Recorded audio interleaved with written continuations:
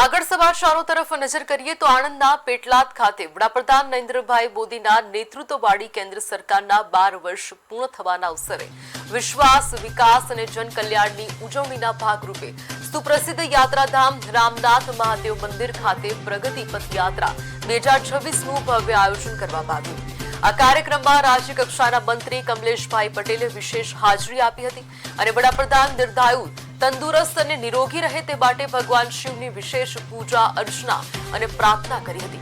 આ પ્રસંગે પેટલાદ તાલુકા પંચાયત પ્રમુખ રણજીતસિંહ પરમાર, શહેર સંગઠન પ્રમુખ ધર્મેન્દ્રભાઈ પટેલ, નગરપાલિકા પ્રમુખ કોકિલાબેન તળપદા, ઉપપ્રમુખ મનીષભાઈ શાહ અને સ્ટેન્ડિંગ કમિટીના ચેરમેન જયભાઈ પટેલ સહિત સ્થાનિક કાઉન્સિલરો, પક્ષના હોદ્દેદારો અને મોટી સંખ્યામાં નગરજનો ઉપસ્થિત રહ્યા હતા।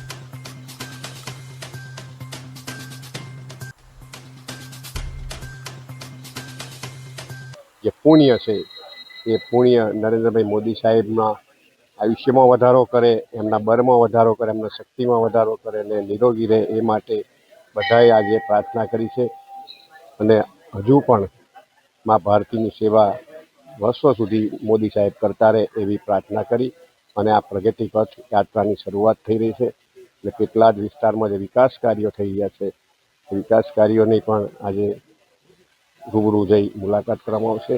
અસ્તુ ભારત માતા કી વંદે માતરમ, જય જય ગણેશ।